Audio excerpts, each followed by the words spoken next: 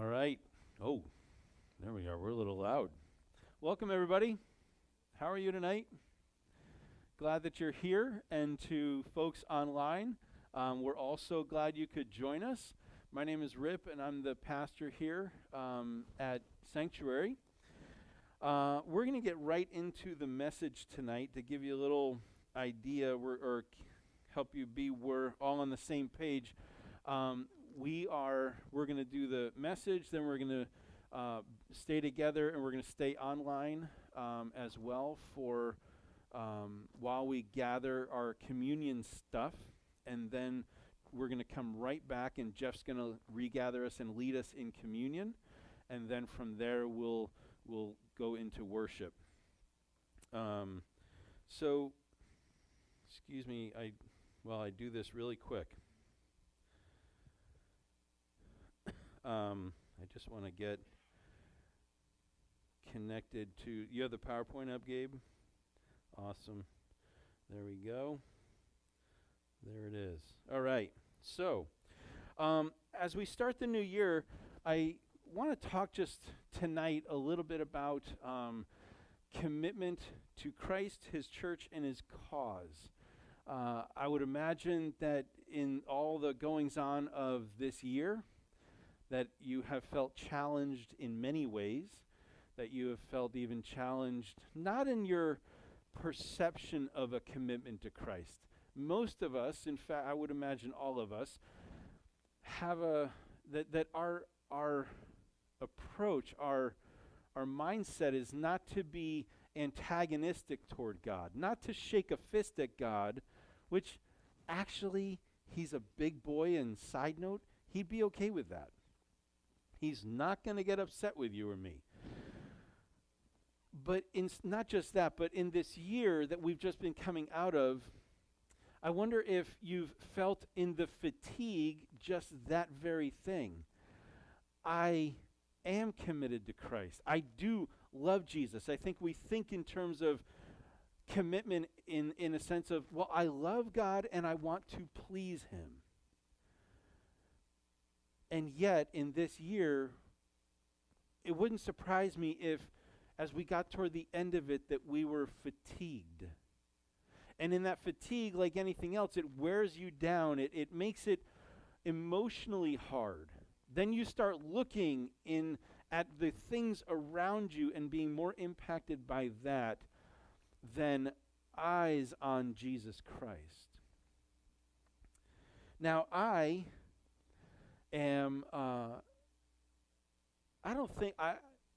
will say it this way, I am not a fatalist, that I don't feel like the worst is happening. But when I get into discussions and analyzing things of what might happen or why is something going on, or when we talk about this subject, will this idea, will it hold up out on the far limb where it's small and not at the center near the trunk? Will it hold up? Will this idea of truth hold up where it's at the tiny part of the limb?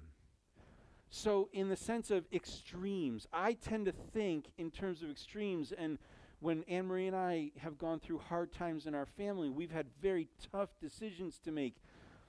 I have said, but what about out here? And she will look at me and say, why are you trying to do this? And I'm like, so we have this crossing of our communication where I tend to think in those ways. Will this idea hold up under the extreme stress? Is it actually strong enough, or is it like the weak end of a limb? And if it'll hold up, awesome, no problem. But things aren't tested in the places of comfort. Things are tested under stress. And you and I, like the children of Israel in Meribah and Marah, I think it was called Marah, bitterness, we're tested under stress. The stuff that's in us doesn't come out and isn't shown when we're in times of comfort. the metal that's in us, the stuff that's in us, the values that are in us get shown and identified under stress. And I'm not out to be fatalistic about things. I'm trying to analyze if it has the holding power way out there on the edge. And I wonder if that comes from some of the events of my life. Things like losing people at young age in my life tends to, I kind of recognize, and I want to be recognizing that when I come off this way, I'm formed by the events and goings on of my own life. But I think we would agree that this year has been a stressful year, the one we've come out of.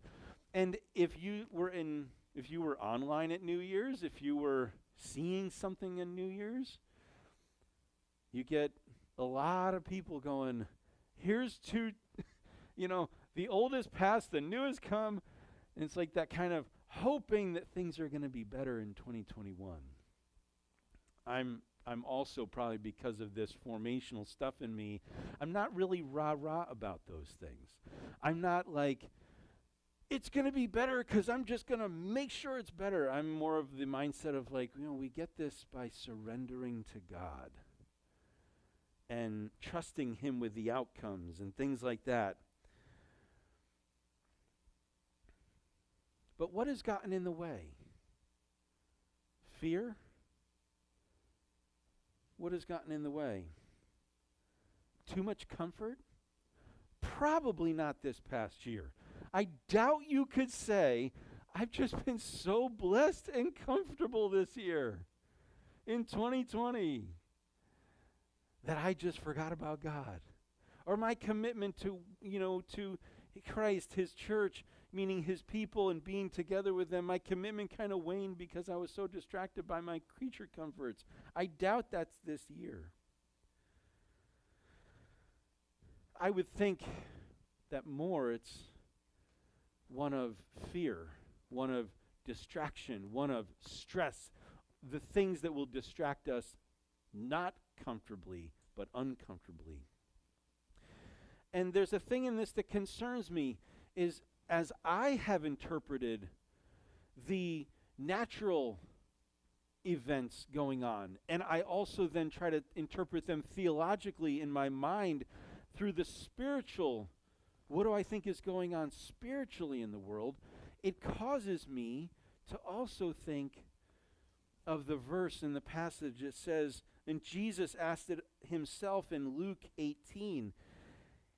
He asked, when the Son of Man returns, meaning when I return, will He even find faith on the earth?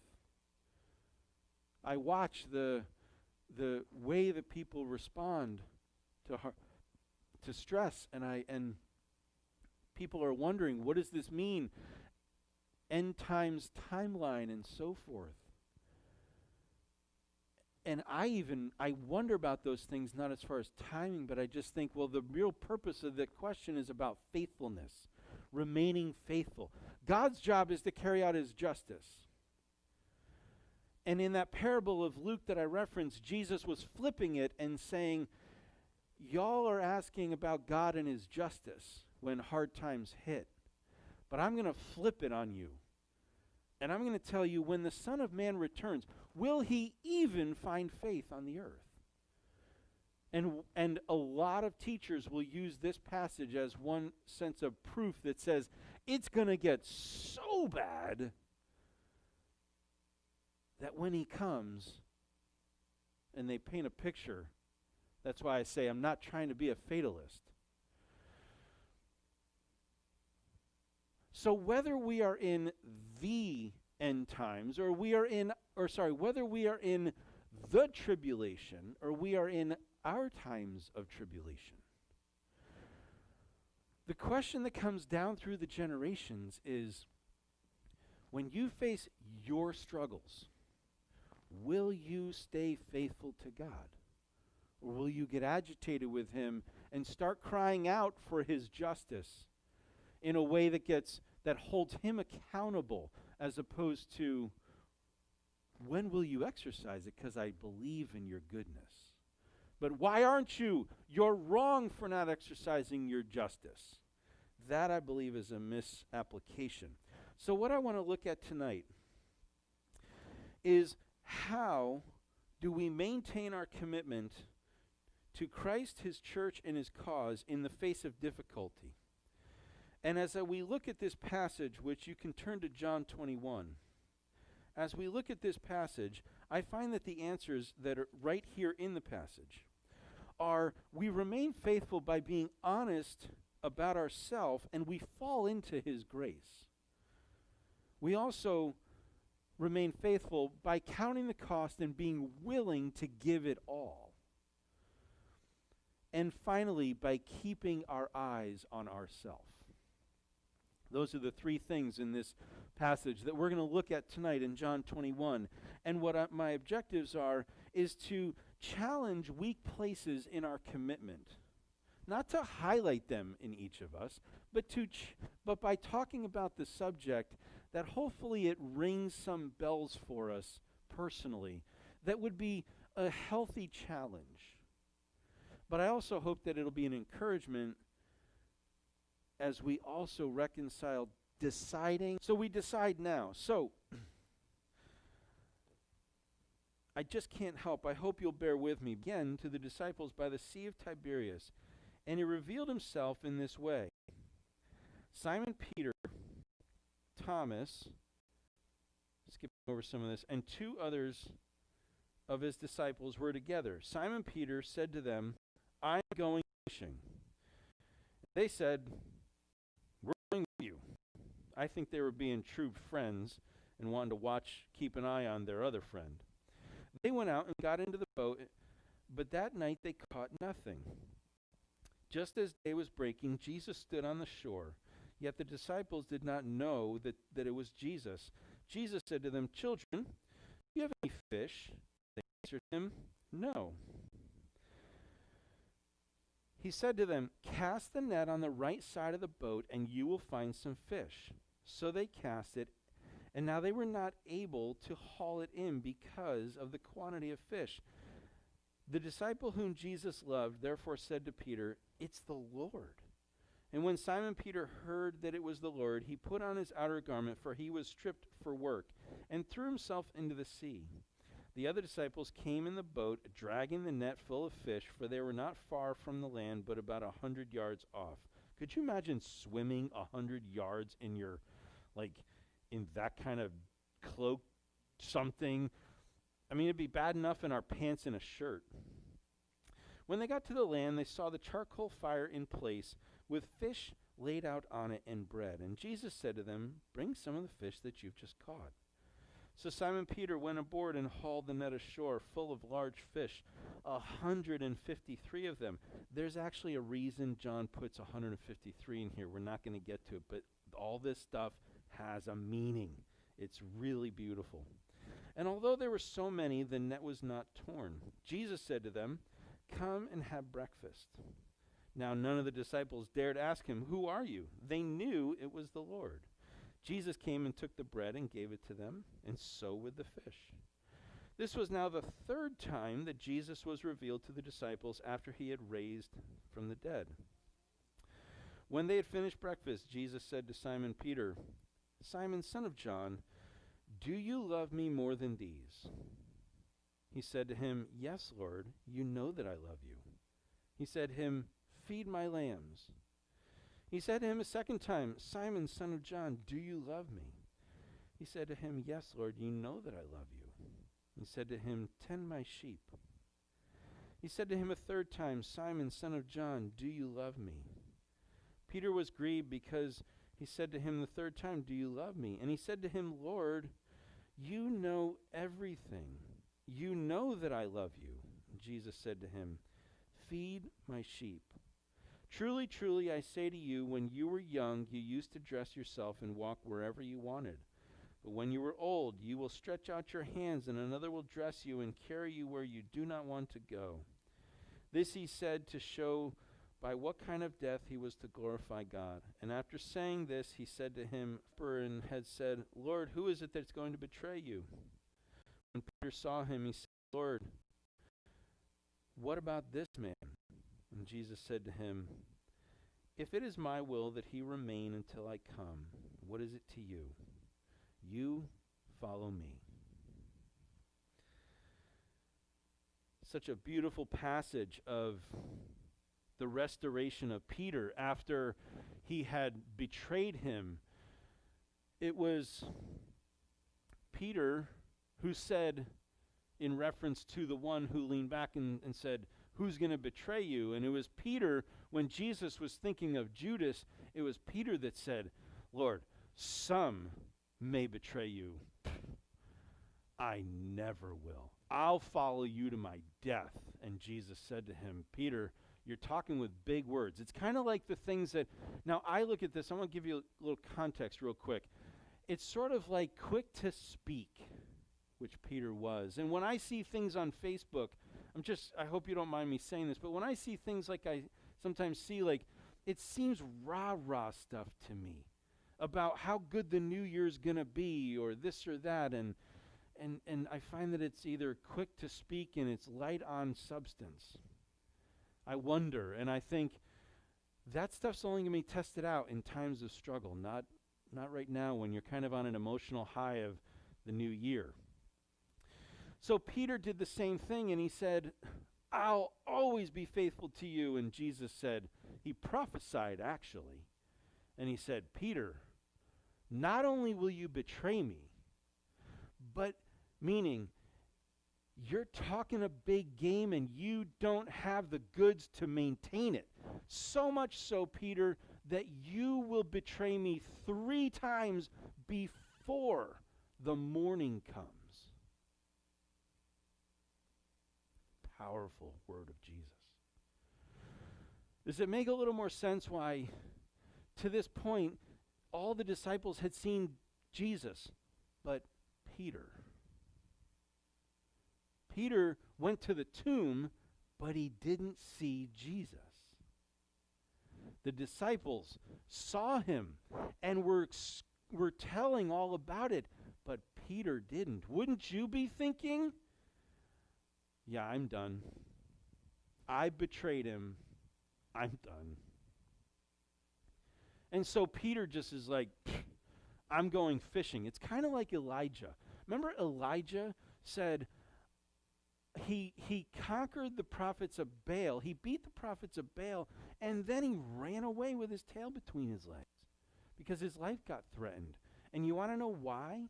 You know, Elijah didn't just go from, like, I'm running through the woods to get away from Jezebel. Elijah went from the lower part of the country all the way to the top part of the country. It was actually way outside his prophet zone. Like his place that Peter didn't just go fishing. He went a long way to go fishing. His friends said, I'm going with you. Probably some good friends to keep an eye on Peter right now. And then as we read this passage, it should be ringing bells in our mind of the calling of Peter. Let me find it. The calling of Peter. It's all right, I'll pick it up. But there's fish, right? Remember the first time Peter met Jesus? He said Peter was out fishing and he hadn't caught anything all night again back then.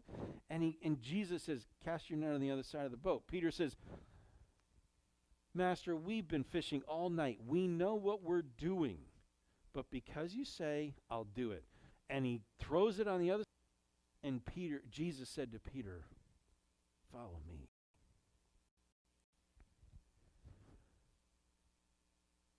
It's this, you get the same pictures going on here. Jesus is setting him up. He's kind to him in the face of his betrayal. And then the language. The language is the most telling of what's going on here. The language is, Jesus is saying, Peter, do you agape me? Do you love me intimately? Not sexually intimately, but do you love me heart to heart, do you love me more than a friendship? You always hear this, agape is a love kind of love, and phileo is a friendship kind of love. Philadelphia is a city of brotherly love. But the language here is so powerfully telling. Jesus says, Peter, do you agape me? Are you committed to me? It should be highlighted. Yeah, it's highlighted here. You know that I love you. You know that it's, do you agape me? You know I phileo you. Are you committed to me? You know I like you.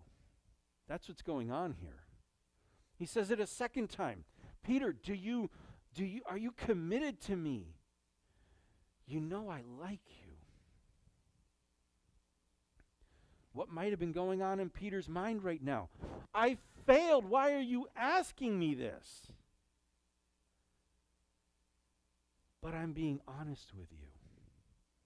Jesus, I failed you. There's as much communicated in what's not said, but how it's said. Jesus, I failed you. I don't know that I'm committed to you. I thought I was, but I'm apparently not. And then Jesus, in the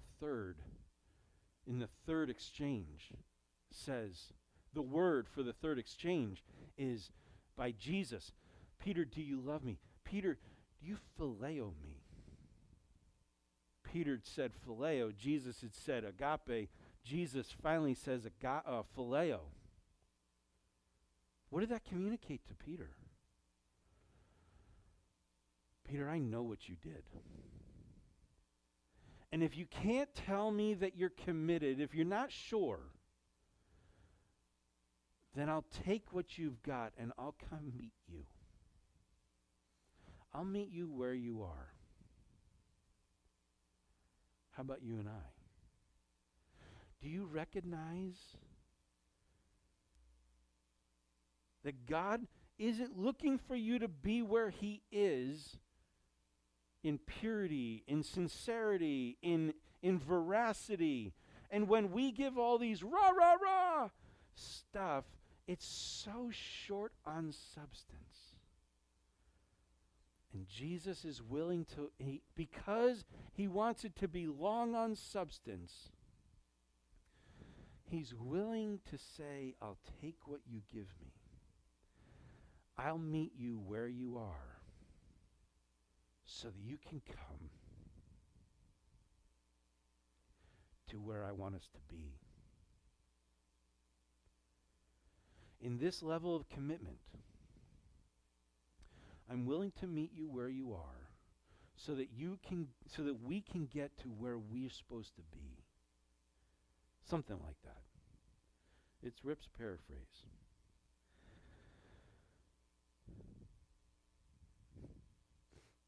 Why does God let it get to that point?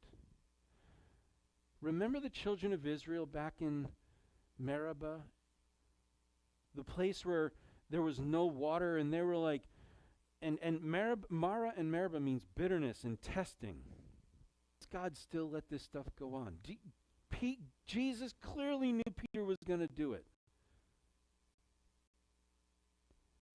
Because He wants to experience what's inside of us. Experience it. Not know it. He wants to experience it. Not so He can shame us. So that if He needs to, He can transform us. So the question is, will you, like Peter, will I, like Peter, acknowledge it and go toward God with our failure and our frustrations? Or will we put a face on and run away?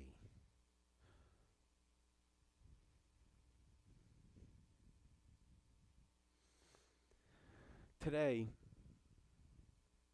there was a gentleman over the house, and I walked up to him. I said, "Hey man, how you doing?" He goes, "Great." Anne Marie was standing there, and she just kind of chuckled. And I said, what's up? What's up? She goes, well, it's just kind of funny how he said that, because 2 minutes earlier, when I asked him, it was, well, life's pretty crappy. And then the one thing is, like, of course, everybody opens up to Anne-Marie. But the thing that really I'm taking away from this is and pointing out is not this man's problem. And not that, but just that we're so more conditioned to put the mask on and say things are good. Things are great. Things are fine. Yet, whenever we do that, we will never achieve the connectivity to God. Because all that does is say, I can do this on my own. When we're real with God, Peter was being real with Jesus in this moment. So when we fail, when we screw up, do we acknowledge with a no holds barred acknowledgement? Not running from Jesus, not whitewashing our actions or our behaviors or the lack of commitment, not whitewashing it, but to humbly acknowledge our weakness. This is a place of humility. The second thing in verse 18, are we willing to give it all? What's really pretty telling to me is that right in the heels of his restoration, Jesus restores him. Peter acknowledges it. Jesus restores him, and immediately, again, prophesies over him. And what I mean by prophesying is sets him on the path of his life. But the path of that life was going to require everything from Peter. Everything. And Jesus did not apologize for it. He didn't say, let's not talk about the hard stuff because it's just so uncomfortable.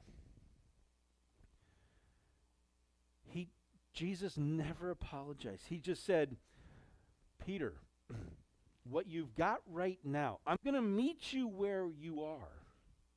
But where you are is nowhere close to what you need for what you need to do. It's nowhere close. So oftentimes, why would Jesus warn? Have you noticed that from time to time, God will warn his people? If you do this, I will do that. That's a warning. It's like a parent saying, don't run into the road because you can get hurt. Don't touch the top of the stove because it could be hot and you could get hurt. Don't do these things. Warnings are usually out of love. Warnings can be done. Jesus doesn't apologize. In fact, in multiple places, he talks about giving our all. Jesus said, if people want to follow me, then they need to take up their cross. We all should know what happens on a cross. It's death. And follow me. Matthew 16:24. Jesus also said, greater love has no one than this, than a man lays down his life for his friend. John 15:13. The clear implication is that if you do the same if you're following me. That's the clear implication for you and I. Now, what concerns me is that most or much of the popular teaching today that attracts Christian masses has more to do with live your best life now and the goodies that you'll get from God than it does with personal sacrifice and enduring hardship. There's a question going on right now about the quality of prophecy in the American church right now, because all these prophets were prophesying that Trump was going to win. God told them Trump was going to win. And now, clearly he didn't. Clearly, whether he won, didn't, whatever you want to say about election stuff, he's not ending up there. And if the prophets were right, the prophets should have nailed that part. it brings into question the quality of their prophesying, because a lot have been saying things that would just simply tickle the ears. And it leaves out the necessity of the growing process, the formational process of hardship that God allows us to go through. Jesus actually never promised comfort, your best life now. If you pray the right way, you'll have money unleashed to you and all this stuff. Jesus never promised comfort. He did promise hard times. And he promised that we can overcome those hard times. John 16:33, in this world you will have trouble. That's not like, he didn't say you might have trouble. In this world, you will. In this life, you can be sure it's not going to be easy, even unto death. But he made the promise that he did make. He never made a promise of avoiding it. He made a promise that if you follow me, if you stay committed to me, my word, the church, meaning his people, and his cause, the gospel, if you stay committed to that in all things, through everything, you can overcome it. Because even it costing you your life does not mean you lost.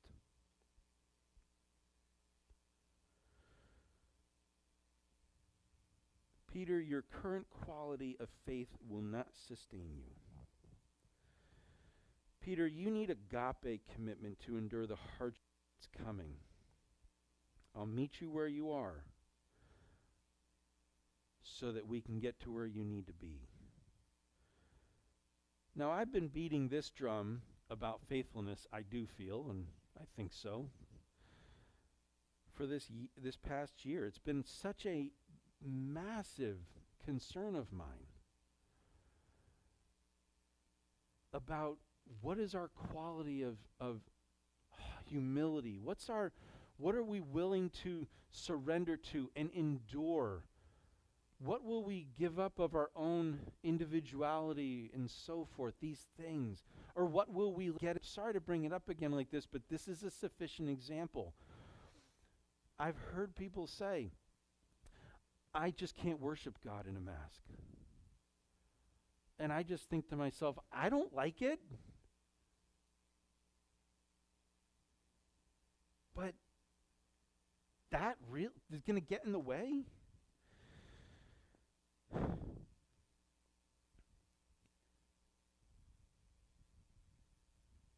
So Peter and John, Peter's found after this, one of the very next things that we see Peter doing, the next hard thing that he faces, Peter doesn't fail the test because he was willing to give it all. There was a transformational thing in Jesus so that the very next thing we see is Peter, not very next, but quite shortly thereafter, Peter and John are put in jail and questioned by the council of Sadducees in Acts 4. And they're commanded, do not speak in this name. Do not heal in this name. Do you remember Peter's words at that point? Paraphrasing Peter's words are like this. Do your worst to me. But if it comes to obeying you or obeying God, I will obey God. Do whatever you have to do. I will not bow to that. I could come to tears over the power of that commitment. Because he had also counted the cost by then. That's how I would see it. And the third thing is that we stay focused on ourselves. Now, sometimes we're told it is important in the Christian life to think of other people. in this situational circumstance, this is not the time you think about other people. It's the worst thing we could do. John 21, 20 to 22. As they were coming along, Peter saw John coming behind them. And when Peter saw him, he said, "Lord, what about him?" And Jesus said, "If it's my will that he remains until I return, what is it to you? Follow me. Follow me."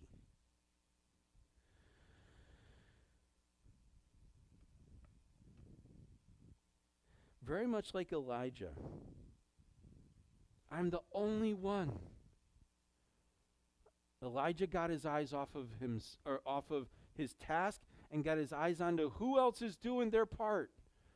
Doesn't look like anyone is. Woe is me. I feel sorry for me. And in all groups, all communities that come together, there tend to be the thing called the 80-20 rule. 20% of the people do 80% of the work. And you can say the inverse. 80% of the work is done by 20% of the people. There's a very cautionary, slippery little slope here. Whatever you do, do it as unto me. But the tendency can be, I start getting my eyes off of my commitment, and I start to get my eyes on who's not doing something else. Here's an example. Most or all pastors, their slippery slope, our slippery slope, is who's here and not here? What's the size of the numbers? And our commitment gets challenged probably weekly. How am I going to emotionally respond to this? And the challenge is so often, am I going to do this as unto you?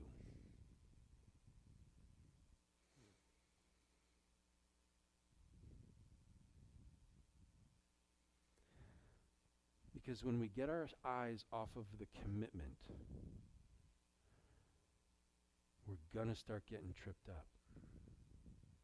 Just like, that's why Peter was, and Jesus told Peter,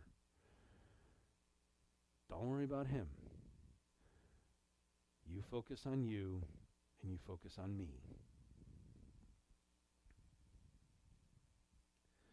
So we keep our eyes on ourselves, on our calling, on God's purpose for us. And we keep our eyes on whether or not we are remaining faithful to that, no matter what anyone else is doing or does. So staying faithful to God in tough times, in difficult times, it requires humbling ourselves and falling into His grace. The Bible says God resists the proud, but gives grace to the humble. Faithfulness requires our whole life, meaning even if it requires dying, even unto death. I encourage us, come to terms with this now. Don't wait. And stay focused on our commitment. Stay focused ourselves. Someone else's faithfulness or lack of is not our concern. When it comes to us doing the thing that we're called to, I realize God never, this is part of His beauty, God never minimizes our personal faithfulness to Him. And He never compares the size of it or the sacrifice we make compared to anyone else. I think that is mind-bogglingly, mind-blowingly beautiful about God. God's never going to say, oh, that was pretty good. This thing was just bigger. God is not impressed with size. When the Son of Man returns, will he find faith on the earth? If it was today, next year, 2 years from now, in your lifetime, is God going to return and find you faithful? Not in what you say. Oh, I still believe in Jesus. But by what you do. Will he find you? Will he find me faithful?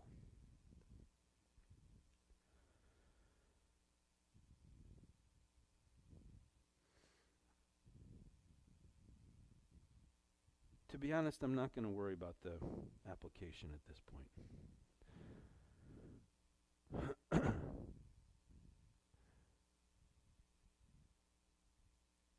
At least not the one I was going to write down. Or I did write down.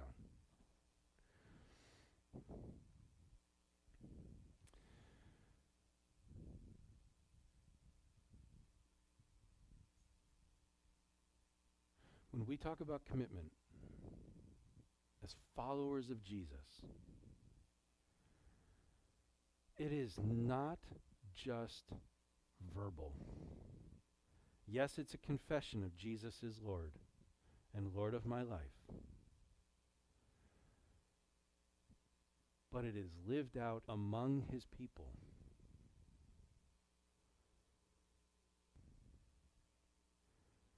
And so what we're going to do, we're going to, it just seemed like even though it's not the first week of the month, that is, it's our first week back together for the year, that it's a sufficient time to take communion together and be mindful of as a recommitment and a continual affirmation of our commitment to him. So let's do that. Let's feel free to go get the elements, and Jeff will bring us back together in just a moment.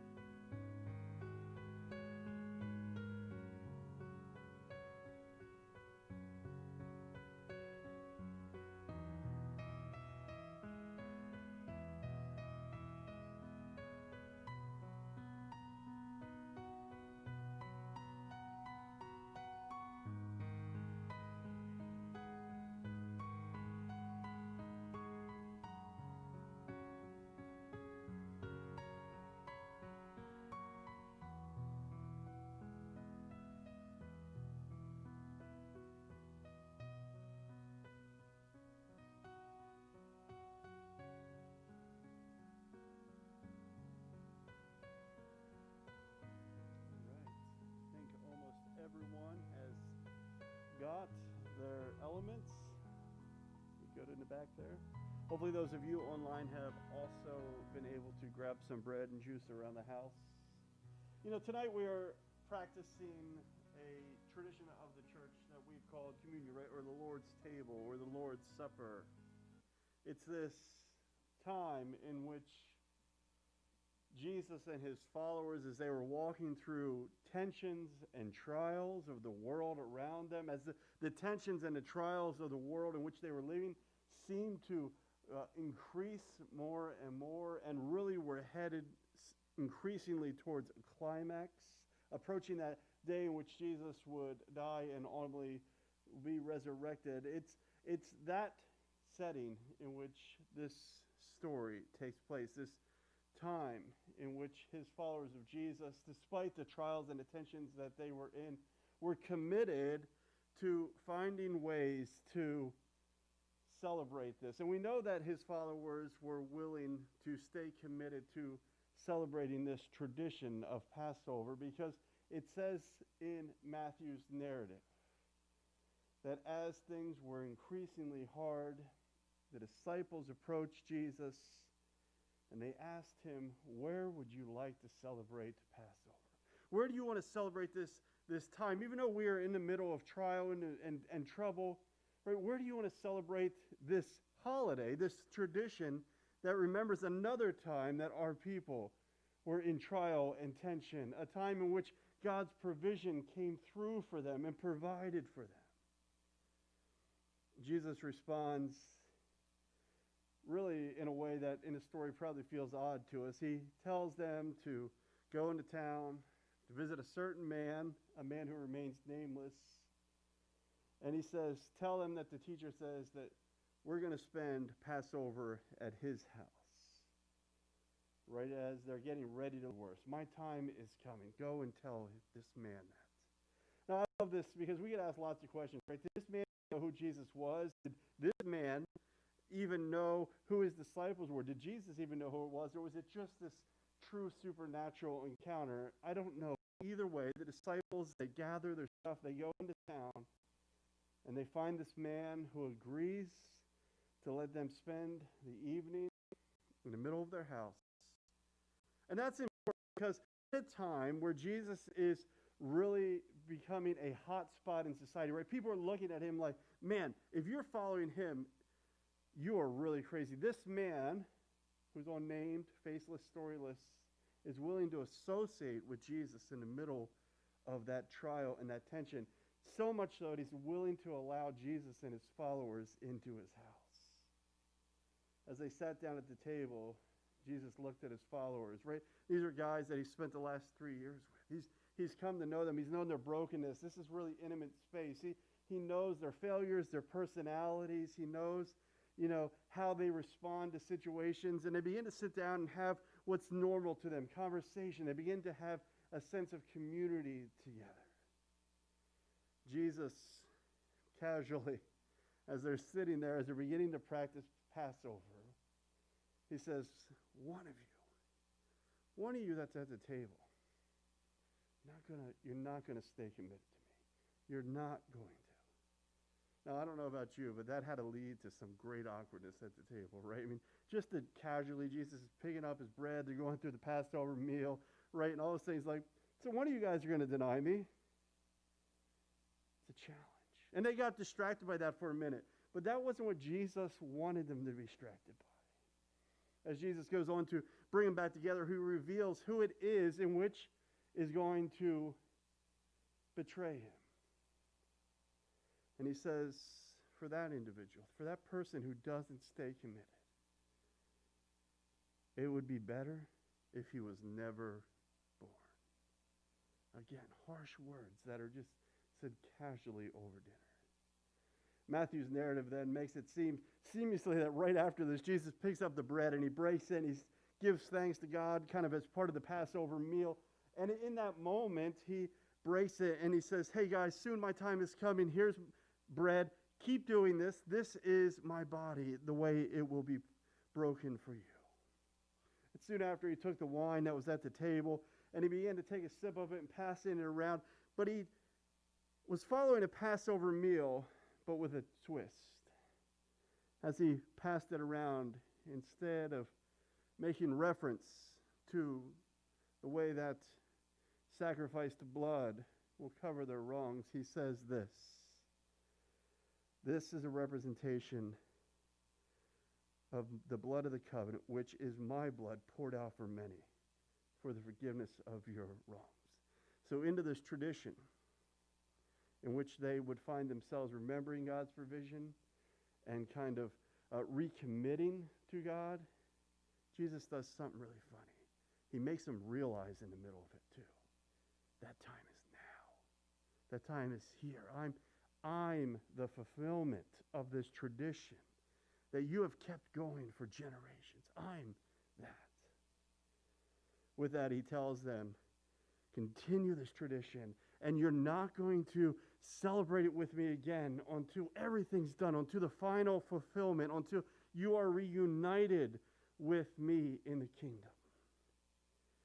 Matthew says, upon that, they sang a song, and they just walked out. And so you just get this image that Jesus just lays this out there.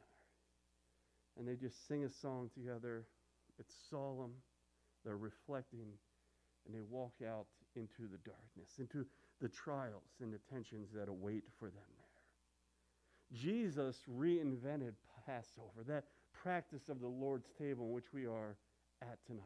It is still a matter of remembering the places that God has walked with us as a church, as a people, as the church, and as God's people. Right? If you think about it, as they gathered there, they were all equals at the table looking at each other in an intimate space, much like we are tonight. And so we find ourselves remembering where God has been at work. We're willing to recommit ourselves to it, but we also are remembering to open our eyes to realize the places that he's already fulfilling some of those pressures and promises even here in the middle of the trials and the tensions that we are doing. But he does something else at the table, and that is he gives them this reshaping or this chance to look forward to eschatological hope, that in the end, things are good. Things are all right. Stay committed. Hold it out together. So tonight, as we celebrate the Lord's table, we remember, right? We are recommitting. We're realizing, but we're also looking forward and holding out, recommitting ourselves to that eschatological, that future event that still waits for all of us. So if you have your bread with you, I encourage you just to break it before you. Much like the Lord did that night, just take a piece, chew on it, reflecting on the ways in which this tradition would become fulfilled in their eyes.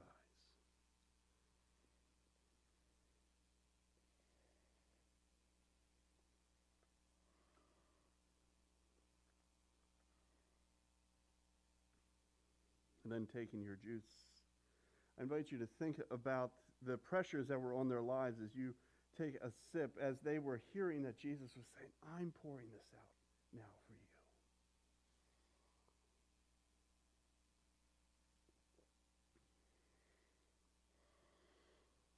So, Lord, as we gather tonight, as we celebrate your Lord's table, Lord, continue to remind us, Lord, of the places you are at work, that you have been at work.